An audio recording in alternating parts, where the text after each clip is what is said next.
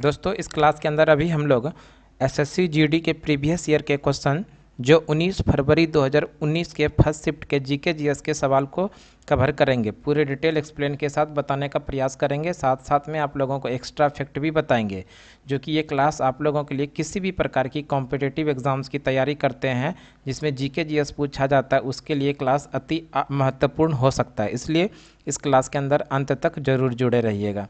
दोस्तों इस क्लास को शुरू करने के पहले आप हमारे यूट्यूब चैनल SEP बाय अभिषेक सुमन चैनल पर पहली बार आए हैं तो हमारे चैनल को निश्चित रूप से आप सब्सक्राइब कर लीजिए और आप अपने दोस्तों को शेयर कर दीजिए।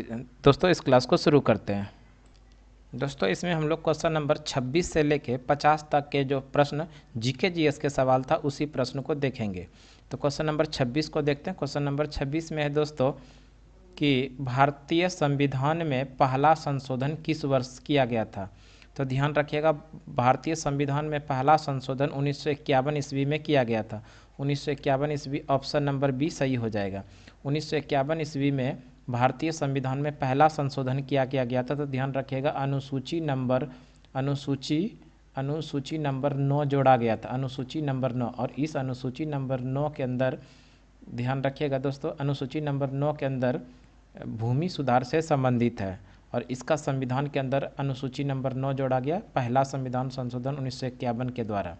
ध्यान रखिएगा, संविधान में जो संशोधन किया जाता है अनुच्छेद नंबर 368 का प्रयोग किया जाता है। संविधान संशोधन किस अनुच्छेद के द्वारा किया जाता है? अनुच्छेद नंबर 368। और ये भी ध्यान रखिएगा, संविधान संशोधन करने की प्रक्रिया ये दक्षिण अफ्रीका के संविधान से अपनाया गया है। इस तरह से क्वेश्चन नंबर 26 का जो सही आंसर हो जाएगा, 1951 में पहली बार संविधान में संशोधन किया गया था। नेक्स्ट क्वेश्चन देखिए, 27 नंबर क्वेश्चन है दोस्तों कि निम्नलिखित में से कौन सी जोड़ी किसी राज्य और उससे संबंधित कला शैली को दर्शाता है। तो ध्यान रखिएगा, यानी कि राज्य और वहाँ के नृत्य से संबंधित है, कौन सा सही है। तो ध्यान रखिएगा, उत्तर प्रदेश में कथक नृत्य की जाती है। कथक मुख्य रूप से उत्तर भारत में, और उत्तर भारत में भी कहाँ पर? उत्तर प्रदेश में। इस तरह से ऑप्शन नंबर बी सही हो जाएगा। देखिए पंजाब में दोस्तों ध्यान रखिएगा, पंजाब का जो प्रमुख लोक नृत्य है वो भंगड़ा है, भंगड़ा पंजाब का है। जबकि ध्यान रखिएगा, अगर हम लोग बात कर ले तमिलनाडु, कुचिपुड़ी ये आंध्र प्रदेश का प्रमुख लोक नृत्य है। ये कथकली जो है ये केरल का प्रमुख नृत्य है। तो इस प्रश्न का जो सही आंसर हुआ, कौन सी जोड़ी किसी राज्य और उससे संबंधित कला शैली को दर्शाता है? कथक उत्तर प्रदेश से दर्शाता है। नेक्स्ट क्वेश्चन देख लेते हैं, क्वेश्चन नंबर 28। क्वेश्चन नंबर 28 में है किसी निम्नलिखित में से किस परिस्थिति में भारत में स्वतंत्रता के मौलिक अधिकार को कम किया जा सकता है। तो राष्ट्रीय आपातकाल के समय भारत में स्वतंत्रता के मौलिक अधिकार को कम किया जा सकता है। अगर हम लोग बात करें राष्ट्रीय आपातकाल अनुच्छेद नंबर 352 होता है। इस अनुच्छेद नंबर 352 के द्वारा भारत में राष्ट्रीय आपातकाल लगाया जाता है और अभी तक 3 बार भारत में राष्ट्रीय आपातकाल लगाया गया। तो ध्यान रखिएगा, पहली बार जो राष्ट्रीय आपातकाल लगाया गया था 1962 ईस्वी में, जिस समय भारत और चीन के बीच में युद्ध हुआ था। इस समय पहली बार लगाया गया था राष्ट्रीय आपातकाल। दूसरी बार 1971 में जो लगाया गया था, भारत और पाकिस्तान के बीच में युद्ध हुआ था, इस समय दूसरी बार राष्ट्रीय आपातकाल लगाया गया। तीसरी बार 1975 में आंतरिक गड़बड़ी के कारण राष्ट्रीय आपातकाल लगाया गया था और 1975 के समय में देश के प्रधानमंत्री इंदिरा गांधी थी और राष्ट्रीय आपातकाल की घोषणा जो किया गया था फखरुद्दीन अली अहमद राष्ट्रपति थे। इन्हीं राष्ट्रपति के द्वारा 1975 में आंतरिक गड़बड़ी के कारण जो राष्ट्रीय आपातकाल लगाया गया था, फखरुद्दीन अली अहमद के द्वारा राष्ट्रीय आपातकाल लगाया गया था, जो ऑप्शन नंबर सी के अंदर है। तो और अगर वित्तीय आपातकाल की बात करें हम लोग दोस्तों, तो वित्तीय आपातकाल अनुच्छेद नंबर 360 के अंदर लगाया जाता है। वित्तीय आपातकाल अनुच्छेद नंबर 360। वहीं पर अगर हम लोग बात करें राष्ट्रपति शासन, तो अनुच्छेद नंबर 356, राष्ट्रपति शासन अनुच्छेद नंबर 356 के अंदर लगाया जाता है। तो इस तरह से हमारे देश में 3 प्रकार के आपातकाल का प्रावधान है। राष्ट्रीय आपातकाल अनुच्छेद नंबर 356, राष्ट्रपति शासन अनुच्छेद नंबर 356 और वित्तीय आपातकाल 360। नेक्स्ट क्वेश्चन देख लेते हैं दोस्तों, क्वेश्चन नंबर 29 है, उस्ताद अमजद अली खां किस वाद्य यंत्र के लिए जाने जाते हैं। उस्ताद अमजद अली खान सरोद वाद्य यंत्र के लिए जाने जाते हैं। सरोद ऑप्शन नंबर ए सही हो जाएगा। जाकिर हुसैन तबला से संबंधित है। एस बालचंद्रन और बदरुद्दीन डगार प्रसिद्ध वीणा वादक थे। अगर हम लोग बात कर लें, अली अकबर खां प्रसिद्ध वायलिन वादक थे। तो इस तरह से जो प्रश्न पूछा गया था, उस्ताद अमजद अली खां किस वाद्य यंत्र से संबंधित है, तो सरोद से। नेक्स्ट क्वेश्चन नंबर 30 देख लेते हैं हम लोग दोस्तों। क्वेश्चन नंबर 30 में है, यमुना नदी निम्नलिखित में से किस राज्य से होकर नहीं गुजरती है? किस राज्य से नहीं गुजरती है? यमुना नदी गुजरात से नहीं गुजरती, तो ऑप्शन नंबर सी सही हो जाएगा। यमुना गंगा की सबसे लंबी सहायक नदी है। यमुना, सोन, टोन्स और कर्मनासा नदियां गंगा के दाएं तट से मिल जाती है। यमुना, ध्यान रखिएगा, यमुना नदी जो है गंगा की सबसे लंबी सहायक नदी है। Next question number 31। Question number 31 में है, बैंकों में जमा राशि के अधिकतर हिस्से का उपयोग किस लिए किया जाता है?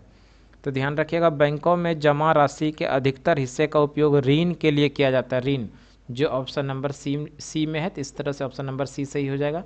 ऋण के लिए अधिकतर जमा राशि का उपयोग किया जाता है, ऑप्शन नंबर सी सही हो जाएगा। नेक्स्ट क्वेश्चन देखते हैं। नेक्स्ट क्वेश्चन नंबर 32 में, भारतीय राष्ट्रीय आंदोलन के संदर्भ में सरहदी गांधी के नाम से किसे जाना जाता है? तो ध्यान रखिएगा, सरहदी गांधी के रूप में जाना जाता है खान अब्दुल गफ्फार खान, जो ऑप्शन नंबर डी में है। अगर हम लोग बात कर ले, खान अब्दुल गफ्फार खान, इसी को फ्रंटियर गांधी के नाम से भी जानते हैं। फ्रंटियर गांधी यानी सीमांत गांधी, सीमांत गांधी के नाम से भी जानते हैं खान अब्दुल गफ्फार खान। सीमांत, ये खान अब्दुल गफ्फार खान ऐसे पहले गैर भारतीय हुए जिनको कि भारत रत्न से सम्मानित किया गया। पहले गैर भारतीय जिनको कि भारत रत्न से सम्मानित किया गया था 1987 ईस्वी में। भारत के अभी तक में ऐसे 2 व्यक्ति हैं गैर भारतीय जिनको कि भारत रत्न दिया गया।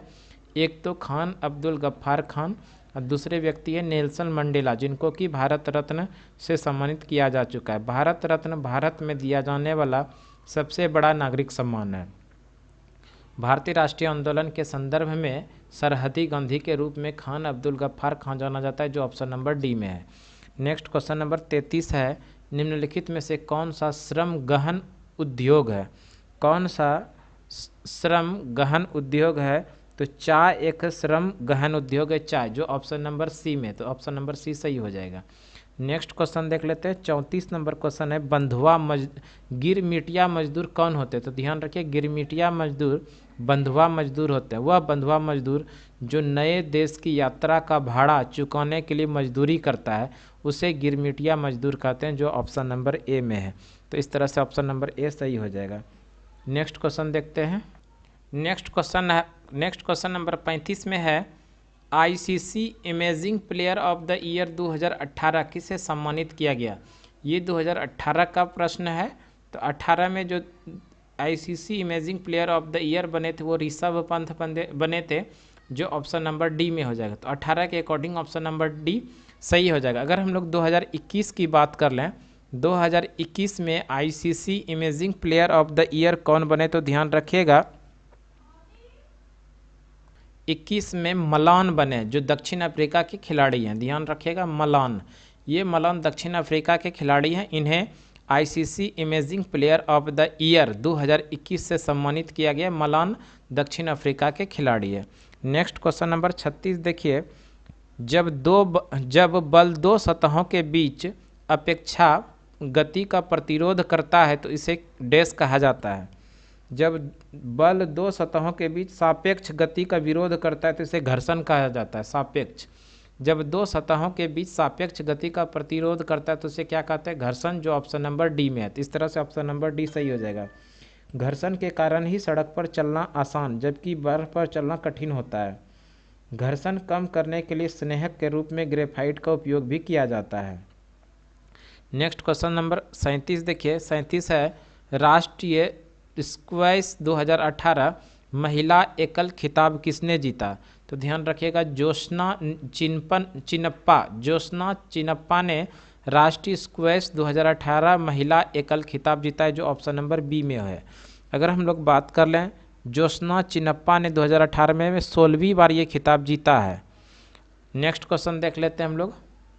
नेक्स्ट क्वेश्चन नंबर 38 में है, पूर्वी पर्वत श्रृंखला के रूप में जानी जाती है, पूर्वी पर्वत श्रृंखला के रूप में जानी जाती है पटकाई पहाड़ियाँ, जो ऑप्शन नंबर डी में, इस तरह से ऑप्शन नंबर डी सही हो जाएगा। नेक्स्ट क्वेश्चन नंबर 39 है, जब मिश्रित एसिटिक अम्ल आमतौर पर किस नाम से जाना जाता है? तो आमतौर पर मिश्रित एसिटिक अम्ल सिरका के रूप में जाना जाता है, जो ऑप्शन नंबर डी में है। तो इस तरह से ऑप्शन नंबर डी सही हो जाएगा। एसिटिक एसिड की बात कर लें तो इसका जो रासायनिक सूत्र होता है CH3, ध्यान रखिएगा CH3COOH, ये एसिटिक अम्ल का फार्मूला होता है, सूत्र होता है। नेक्स्ट क्वेश्चन देख लेते हैं। क्वेश्चन नंबर 40 में है, भारत के संविधान में कितनी अनुसूचियां हैं? तो ध्यान रखिएगा भारत के संविधान में वर्तमान में 12 अनुसूचियां हैं, 12 अनुसूची, जबकि मूल संविधान में 11 अनुसूची था। मूल संविधान में 11 नहीं दोस्तों, ध्यान रखिएगा 8। मूल संविधान में अनुसूचियों की संख्या कितना था? 8, और ये 4 अनुसूचियां बाद में जोड़ा गया है भारतीय संविधान में। तो 9वां अनुसूची को अगर बात करें, 9वां अनुसूची, ये 9वें अनुसूची को 1951 ईस्वी में जोड़ा गया है, जो संविधान संशोधन करके भूमि सुधार को जोड़ा गया अनुसूची नंबर 9 में। अनुसूची नंबर 10 को जोड़ा गया है 52वां संविधान संशोधन 1985 के द्वारा, और इसके अंदर जोड़ा गया दल बदल कानून, जो विधायक एवं संसद पर लागू होता है। ये अनुसूची नंबर 10 में जोड़ा गया है, कब? 52वां संविधान संशोधन 1985 में। अगर हम लोग बात करें अनुसूची नंबर 11 को, इसको 73वां संविधान संशोधन 1992 के द्वारा जोड़ा गया है, और इसके अंदर में पंचायती राज से संबंधित प्रावधान जोड़ा गया है। पंचायती राज से संबंधित प्रावधान अनुसूची नंबर 11 में कब जोड़ा गया? तो ध्यान रखिएगा 73वें संविधान संशोधन 1992 के द्वारा। अगर हम लोग बात करें अनुसूची नंबर 12, तो इस अनुसूची नंबर 12 को संविधान का 74वां संविधान संशोधन 1992 के द्वारा ही जोड़ा गया, और इसके अंदर में नगर निगम का प्रावधान जोड़ा गया है। तो इस तरह से वर्तमान समय में भारतीय संविधान के अंदर 12 अनुसूचियां हैं। 9 अनुसूची नंबर 9 को 1951 में जोड़ा गया, अनुसूची नंबर 10 को 1985 में जोड़ा गया, अनुसूची नंबर 11 को 92 में जोड़ा गया, और अनुसूची नंबर 12 को भी 1992 में जोड़ा गया। नेक्स्ट क्वेश्चन देख लेते हैं, क्वेश्चन नंबर 41। क्वेश्चन नंबर 41 में है, भारत में तृतीयक क्षेत्र में बढ़ते महत्व के संदर्भ में निम्नलिखित में से कौन सा कथन सही नहीं है? सेवा प्रदाता, सेवा जितनी भी सेवा के अंदर आता है वो तृतीयक क्षेत्र के अंदर, सेवा प्रदाता उद्योग का विकास, ये तो सही है। सूचना और प्रौद्योगिकी का विकास, ये भी तृतीयक क्षेत्र के अंदर है। प्रति व्यक्ति आय में वृद्धि, ये भी तृतीयक क्षेत्र के अंदर है। ग्रामीण क्षेत्र में राजनीतिक जागरूकता का विकास, ग्रामीण क्षेत्र जैसे ही आया, तो ध्यान रखिएगा दोस्तों ग्रामीण क्षेत्र जितने भी ज़्यादातर लोग ग्रामीण क्षेत्र में किसान होते हैं, खेती पर निर्भर होते हैं, और खेती प्राथमिक क्षेत्र के अंदर आता है, इसलिए ऑप्शन नंबर डी सही हो जाएगा। ये तृतीयक क्षेत्र के अंदर नहीं आता है, इसलिए ये ऑप्शन नंबर डी सही हो जाएगा। अगर हम लोग बात कर ले दोस्तों प्राथमिक क्षेत्र, ये प्राथमिक क्षेत्र के अंदर कृषि, पशुपालन एवं मत्स्य पालन, ये सभी शामिल है प्राथमिक क्षेत्र के अंदर। द्वितीयक क्षेत्र के अंदर निर्माण, विनिर्माण तथा बड़ा बड़ा उद्योग, ये सभी द्वितीयक क्षेत्र के अंदर आता है। जबकि तृतीयक क्षेत्र की बात करें, तृतीयक क्षेत्र के अंदर सेवा आता है, जितनी भी सेवाएं हैं वो सभी तृतीयक क्षेत्र के अंदर आता है। चाहे जैसे देख लीजिए वित्तीय सेवाएं, बैंकिंग, बीमा, चिकित्सा, परिवहन, संचार, भंडारण, व्यापार, होटल, ये जितनी भी प्रकार की सेवाएं हैं वो तृतीयक क्षेत्र के अंदर आता है। नेक्स्ट क्वेश्चन देखते हैं। 42 नंबर क्वेश्चन में है, प्रकाश के उद्दीपन के कारण पौधों में होने वाली गति क्या कहलाती है? प्रकाश के उद्दीपन के कारण पौधों में होने वाली गति को प्रकाशानुवर्तन कहते हैं। प्रकाशानुवर्तन, प्रकाशानुवर्तन ऑप्शन नंबर ए में, इसलिए ऑप्शन नंबर ए सही हो जाएगा। नेक्स्ट क्वेश्चन देखते हैं, क्वेश्चन नंबर 43। क्वेश्चन नंबर 43 में है, दुनिया के मजदूर एकजुट हो, दुनिया के मजदूर एकजुट हो, यह नारा किसकी देन है? यानी किस क्रांति की देन है? दुनिया के मजदूरों एक हो, यह नारा रूसी क्रांति से संबंधित है। रूसी क्रांति जो ऑप्शन नंबर बी में है, और किसके द्वारा दिया गया? तो ध्यान रखिएगा दुनिया के मजदूरों एक हो, ये कार्ल मार्क्स के द्वारा नारा दिया गया है। कार्ल मार्क्स के द्वारा ये नारा दिया गया, दुनिया के मजदूरों एक हो जाओ। रूसी क्रांति की बात करते तो रूस की क्रांति कब हुई थी? 1917 ईस्वी में रूस की क्रांति हुई थी। अमेरिका क्रांति 1773 से 1783 ईस्वी तक हुआ था। अमेरिका क्रांति 1773 से लेकर 1783 के बीच में अमेरिकी क्रांति हुआ था।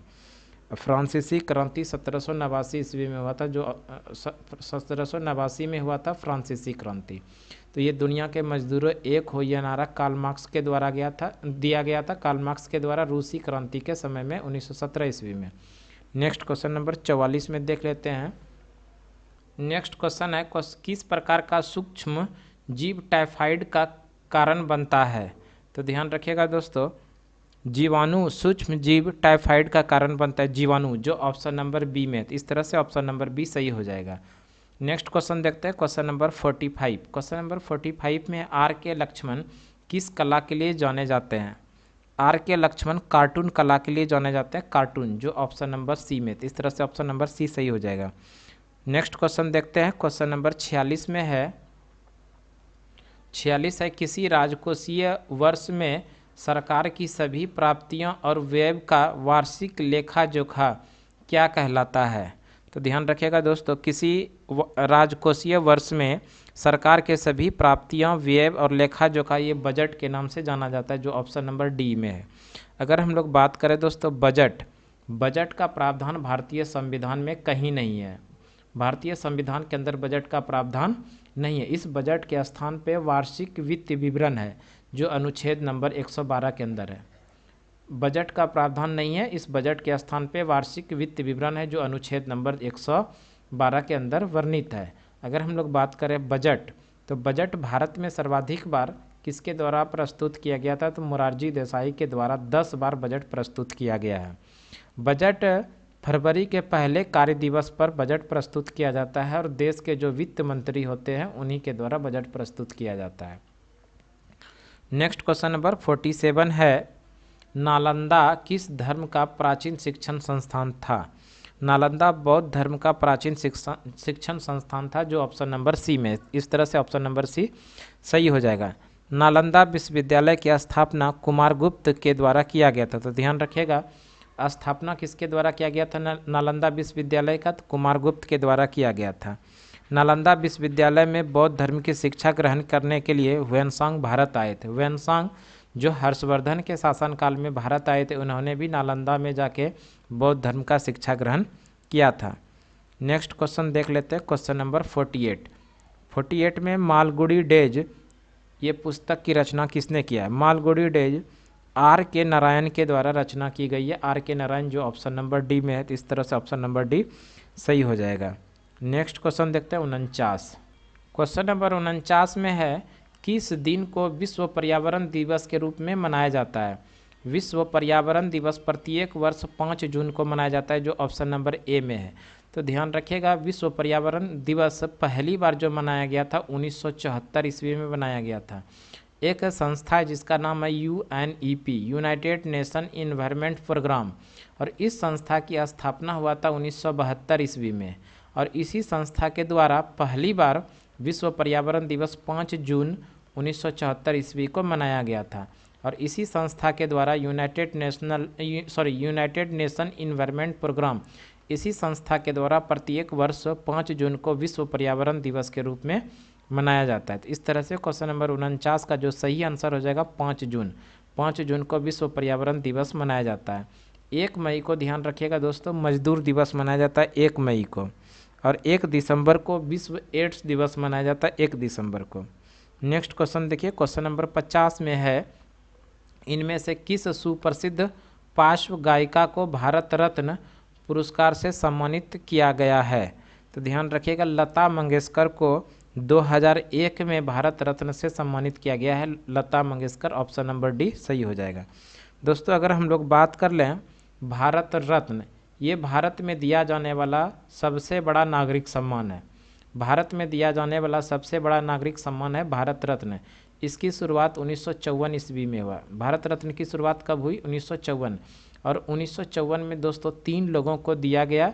ये इस प्रश्न का सही आंसर आप लोग कमेंट बॉक्स में जरूर देंगे। वो 3 व्यक्ति कौन थे जिनको कि पहली बार भारत रत्न 1954 ईस्वी में दिया गया था? इस प्रश्न का सही आंसर आप लोग कमेंट बॉक्स में देंगे दोस्तों। तो इस तरह से 25 क्वेश्चन जो 26 से लेकर 50 के बीच में जीके जीएस के पूछे गए थे, उन सवालों को एक्स्ट्रा फैक्ट सहित बताने का प्रयास किए। हमें उम्मीद है ये क्लास आपको ज़रूर पसंद आएगा दोस्तों। एक अच्छा सा कमेंट बॉक्स में ज़रूर कमेंट कीजिए, आपके कमेंट का हमको इंतज़ार रहेगा। तो आज के क्लास के लिए इतना ही, अगले क्लास में फिर से अगले दिन मिलते हैं, तब तक के लिए धन्यवाद दोस्तों।